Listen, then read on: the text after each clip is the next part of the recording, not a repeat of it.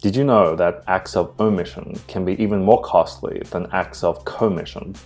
Warren Buffett once said that his most expensive investment mistakes weren't the actual investments that he made, but the investments that he didn't make based on the information that he had at the time. We have a natural bias towards acts of commission versus acts of omission, which is generally a failure to act or a failure to have done something. And I find that it's really useful to reflect on things that you didn't do as much as on the things that you have done. You can see this bias reflected everywhere, and part of it obviously is for practical reasons. So for example, when you look at annual reports of companies, it's a review of all the acts of commission, all the things that the companies have done throughout the year. So a summary of the activities that they've done and the financial implications of those activities. What they haven't done is report on the things that they should have done.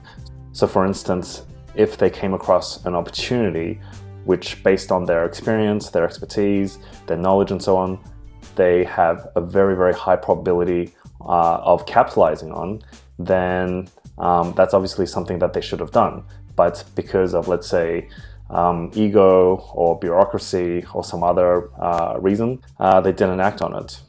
But just because it's not reported doesn't mean it's not as important, and doesn't mean that it doesn't have the same amount of consequences. I'd say that the effects of acts of omission are just as real as the effects of acts of commission. So whenever reviewing activities, I find it very useful just to look at both sides. So the law of inversion, flip it around and see what are the things that I've done for today, what are the things I've done for the year, what are the things I've done last year, and what are the things that I didn't do that I could have done, should have done for the last year. That's not to say that if you had imperfect information that you can use the benefit of hindsight to say, oh, well, I should have known this or this other thing.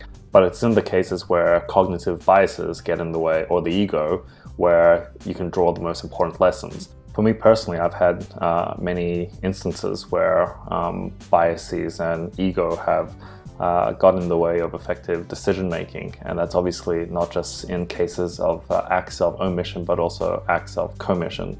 So if somebody would rub me the wrong way, then I would let that get in the way of making a good decision in that specific circumstance. So when reviewing these things, I'm not saying obviously to exclude acts of commission in your reflection, but just to not neglect acts of omission, because there's a natural bias towards things that we act upon and things that we actually do instead of things that we didn't do.